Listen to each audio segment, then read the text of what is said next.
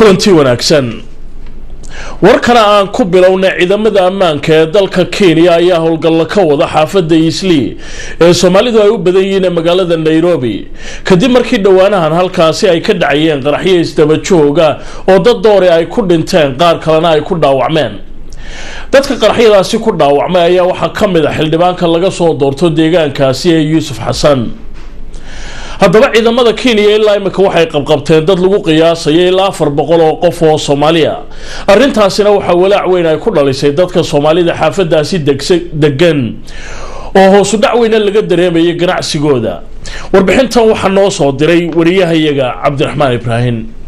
ciidamada ammaanka ee dalkani Kenya ayaa howlgallo ama sugida ka bilaabay xaafadda Eastleigh kadib qaraxyo isdaba joog ah oo muddooyinka dambe ka dhacay xaafadda Eastleigh waxaana howlgalladan ilaa iyo haatan ciidamada ammaanku ay ku soo qabqabteen dad gaaraya 400 oo qof howlgalladan ayaa saameyn xoogan ku yeeshay isu socodka dadka ee xilliyada habeenkii waxaana sidoo kale hoos u dhac laga dareemayaa suuqyada ganacsiga ee xaafadda Eastleigh qaar ka mid ah ganacsatada oo maanta ku soo booqday goobahooda ganacsiga ayaan ka xog wareystay saameynta ay ku yeelatay howlgalladan ay ciidamada booliska ee dalka Kenya maalmahan dambe ka wadaan xaafadda Eastleigh ganacsiga amni darrada aad ay u saameysay galabtii waxaan xirnaa dukaankan Tommy Kusa waxaan ku har jiray hal saac bar habeenimo markii qaar bishan waa bishii oo December oo aad loo shaqeysan jiray aad iyo aad u xunaa markii amni darrada ka timid xildhibaanka Yuusuf Xasan waxaan leenahay la caafiyo insha Allah taala waxa aad noo saameysay amni darrada iyo xariga xaq darrada ee ummadda Soomaalida ah khaasatan xaafaddan Eastleigh ku nool lagula kacayo shaqadu aad u liidataa dadka waa iska xirxiraya markii waxa soo la tuuro waxa la dhahaa Soomaaliya ka dambeeya kala caar ee jahwar baan u dhacay suuqa aad buu u hooseeya habeenkii meelka askariga taagan gaartay 10 saac markii la gaar askar ba amaanad hal xarado ku leedahay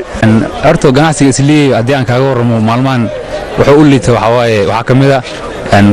raafka habeenkii oo dadka galab dheer ay xaranayaan sida marxiliga 12 saac oo galabtii ama 9 saac meesha lagu gaaro ee maanayaan leeyaal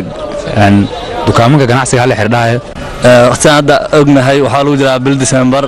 oo ganacsigeeda la arki jiray 100% inuu ahaado saa hadda dukaankan wax soo gala ma lahan ganacsigu waa yaraaday qarax jira awgii